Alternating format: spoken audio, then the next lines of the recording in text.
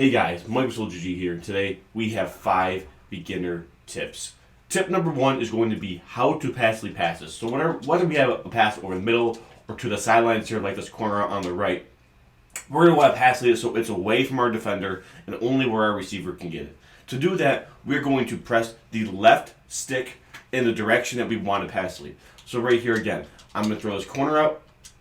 It's going to go open and it's going to break to the right. So I'm going to pass lead to the right. That way, number 24 has no chance of getting the ball.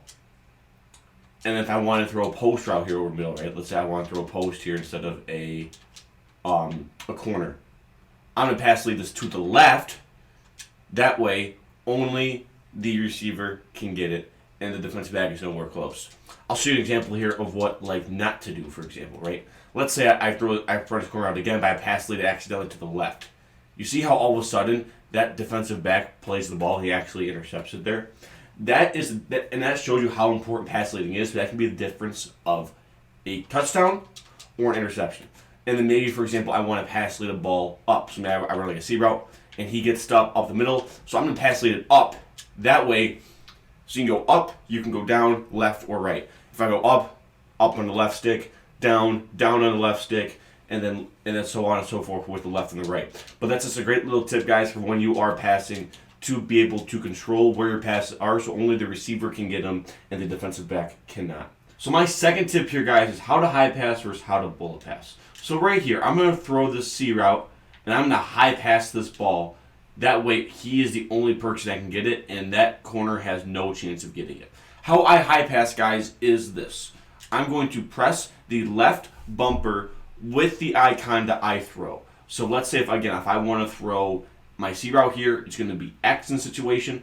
I'm going to hold the left bumper down while I throw it. And as you see right there, there's an icon that comes up in the bottom of the screen that says high throw. That's how you know whether or not you highballed it. Now, I'm going to show you the difference between this and bulleting. Let's say I run the same route, but I bullet this ball, right? You see how all of a sudden the DB is there and actually picks the ball off? If I highball that, not only does he get the ball out more towards the pylon, but it keeps the DB away from the ball, and it creates a situation where even, like let's say this is incomplete, but right there I caught it for a touchdown, even if it was incomplete, that ball can never get picked off with a high pass. Whereas with a bullet, it obviously got picked off. Another example here, guys, that I love to do this with is running back wheels versus like a cover zero or like a man defense. So right here, I'm going to put my running back on a wheel route. You can call something like this here. And now I'm just going to highball this. Because as you see right there, even though that looks scary, because it's a highball, guys, it's going to have a really hard time getting played. I'll show you guys here again. So again, I am creating a pass where only my running back, in this situation, I'm going to throw this wheel here. See how it gets above, in this case, the safety in 28 in Woodson. It burns him, and it creates a pass where only it's pass led outside enough because of the high ball where only my running back can get it. So like right here, I'll try to bullet this pass, for example, right? So I'm going to run the same pass, and I'm going to bullet it, right? Boom. I'm just going to bullet this. See how all of a sudden Woodson can catch up to it and he actually picks the ball off?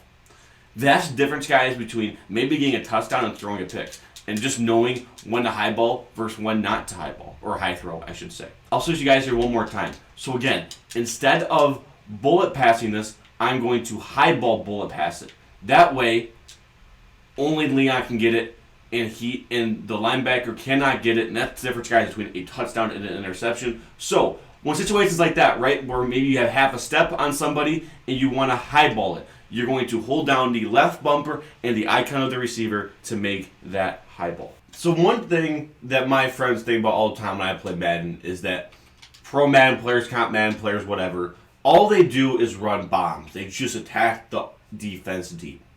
Now, obviously, while they would like to do that, sometimes it's not available. So one thing that I want to show as a beginner tip here is taking checkdowns when they're there. Madden is not all about bombing coverages and throwing 30, 40, 50-yard passes all at the same time every play. It's something about taking your checkdowns. Like right here, I'm just going to take my checkdown. Boom. Nothing else is really open.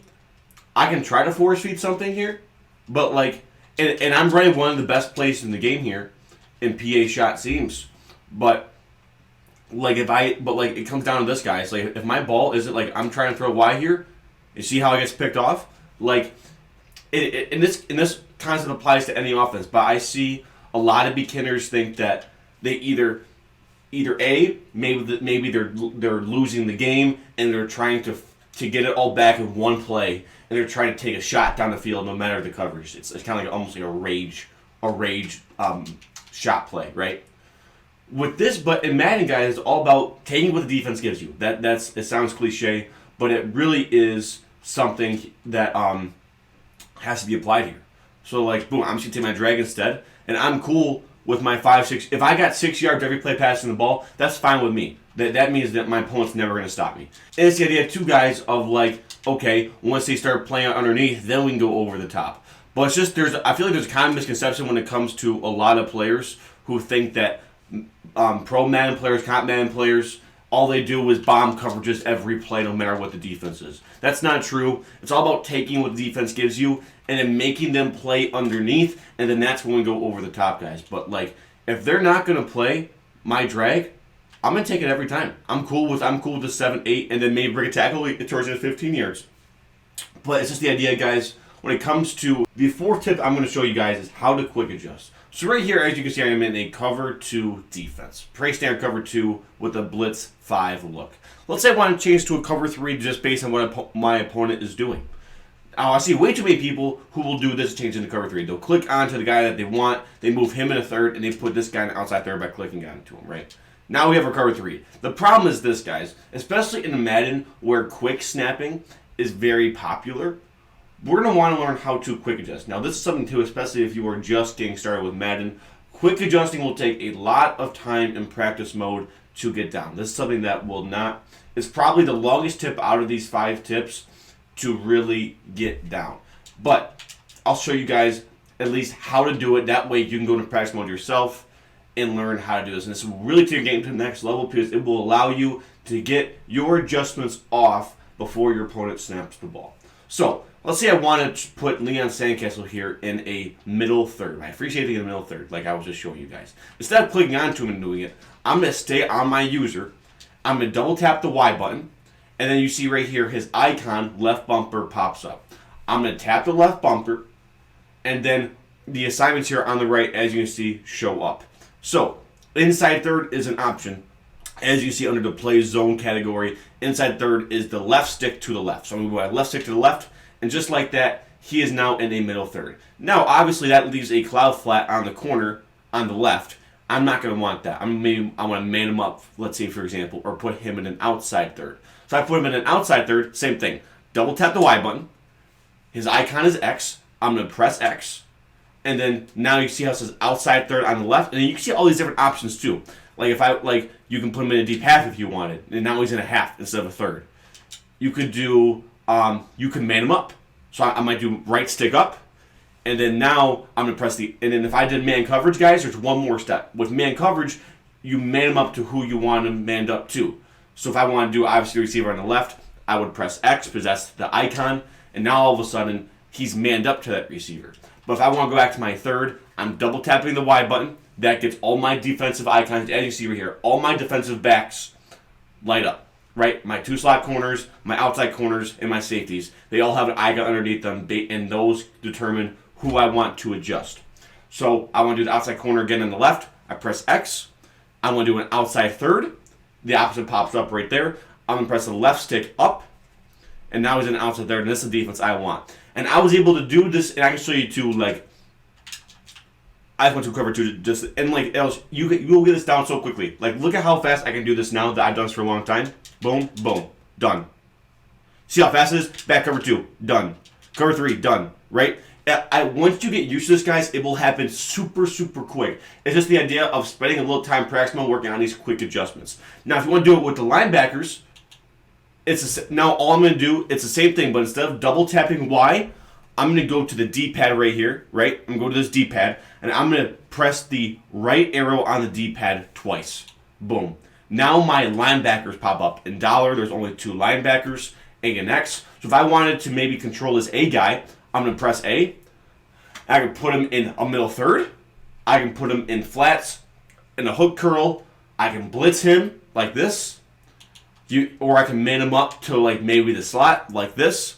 Same type of idea, guys, but the only difference between that and the defensive backs I was talking about was instead of pressing Y, we're going to press instead of pressing Y twice, we're going to press the D-pad twice. And then for the D-line, guys, same type of thing, but I'm just going to press the D-pad to the left. So press Y twice for the defensive backs, Y twice, all defensive backs light up. Press the D-pad to the right twice for the linebackers to light up. Press the D-pad to the left twice to be able to control your D-line, guys. And that is the base of how to quick adjust, and that will allow you to stay on one player while adjusting your entire team. And then you can put them in any zone you want. You can't do any zone, but you can put them in certain zones, man coverage, blitzing, etc.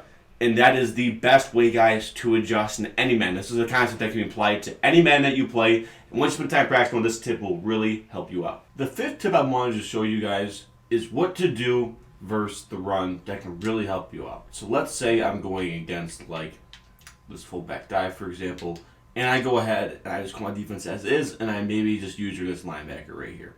I'm not going to have the best run defense ever. As you see right there, he's going to get a big gain. And the reason why is because these safeties don't really participate in the run at all.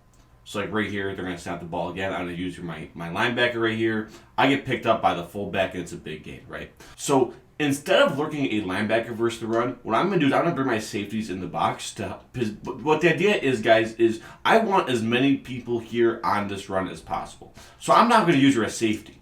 And as you can see right there, the run's going to get blown up. And I didn't change anything to my D-line. I didn't change any adjustments at all. All I did was bring my safeties in the box because I want these guys to participate in blowing up this run. I'm going to lurk on this safety right here. And you can lurk on any safety here in this situation. But it's all about just having people in the box, just having bodies there to make a play. Boom, I bring him in the box. We make a tackle. He gets like 4 or 5 yards. That's fine. It's just the idea of it's way more congested, and they're going to have way harder of a time here when I lurk and bring these guys in the box. So again, I'm just going to use her as safety. I'm going to bring them down. I'm going to swoop in, and I'm going to make the tackle. If you guys enjoyed the video and found a tip that you can add to your scheme, consider checking out GG, where we offer full schemes to the highest levels of Madden. Links to watch this in the description. And you just go GG at checkout for 20% off your next order.